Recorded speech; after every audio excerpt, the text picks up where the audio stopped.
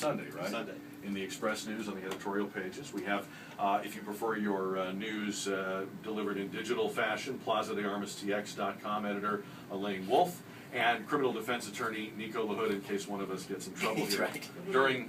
during the show. All right, so, and I promise not to interrupt. I'm sorry I interrupted. No, don't worry about it. I promise not to forget. I should have jumped up and said objection or something. Hey, by the way, did you hear about this kid? This was a story out of Dallas. He's in the 7th grade, and he weighs over 300 pounds. And the Pee Wee Football League local officials have said you can't play, you're too big. The cutoff rule is 135 pounds. I don't think I got to 135 pounds until I was like in college. But anyway, so he's very upset. His name is Elijah Earnhardt. He's 12. He's crying. His mother is fighting for him, saying this is his dream. This is what he wants to do. They're saying, look, there are other kids that are over that 135 weight limit. I don't know, though.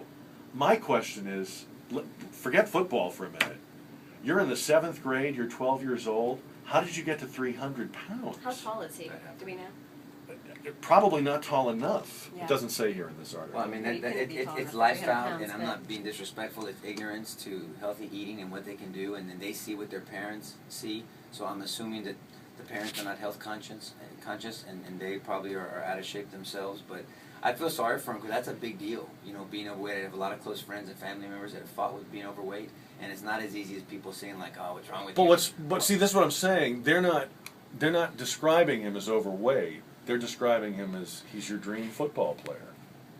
Well, you I mean, should want him in your league. agile? Is he fast? I mean, Don says he's 6'1". So, but even at this age, I just wonder: have your internal organs kept up with that kind of growth? I mean, And was there a physical? I mean, I guess, so my immediate concern would be, what kind of physical shape is he in? First off, is it dangerous for him to be out running around in the heat?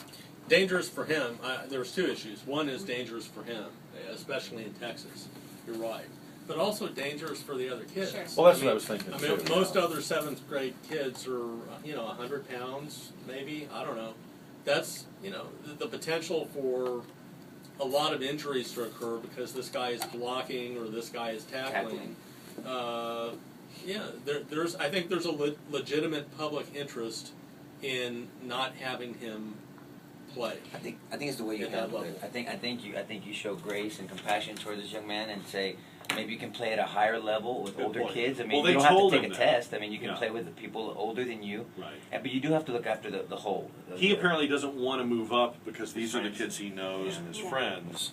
And I get them. I mean, we all as parents, we fight for our kids no matter what. And sometimes that puts us in a ridiculous position vis-a-vis other people. But I don't know. my question was, how do you get that big? How much does, and fast? I don't know this, but how much does your average 6'1" linebacker in the pros weigh? Anybody know? Well, 250, I think. Yeah. Under 300. Yeah. You know what's funny? We could actually go down the hall and find out because we, just in the last couple of weeks, we hired Dat Wynn from the Cowboys and Texas A&M. He's working here in the building, and I have to tell you. Are you joking or are you serious? No, I'm serious. He's in the building right now. What is he doing? He works for ESPN Radio. Oh, okay, he's on the air. But no, he's sweeping the floors. What do you think? I don't know. I mean, cooking. But he, it's so weird to walk into our break room.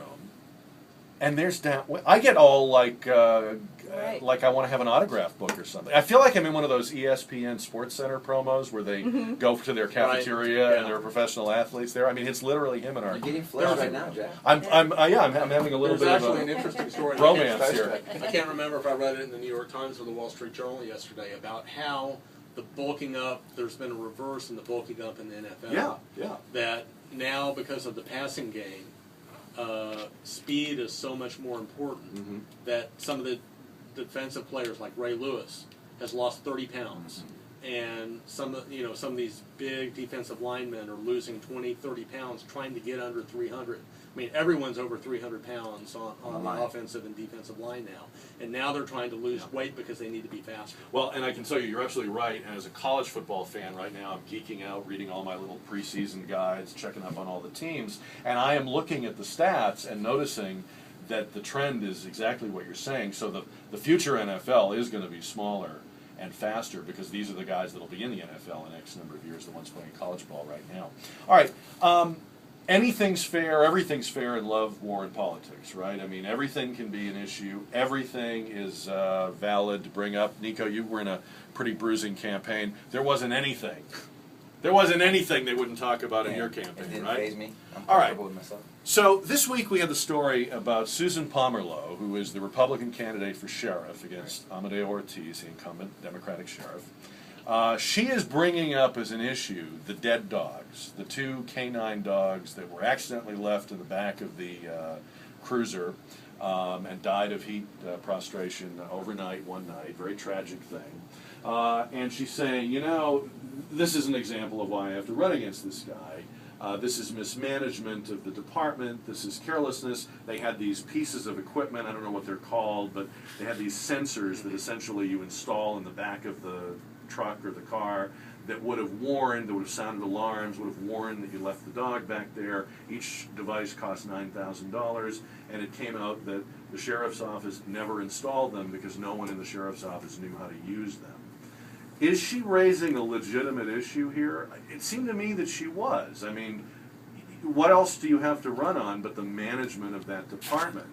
And yet some people are saying, oh, low blow, you know, dead dogs, how can you know, that's, in fact, the Express News writer, not even quoting anybody, but just in his own language, says these are the misguided ravings of a law enforcement outsider.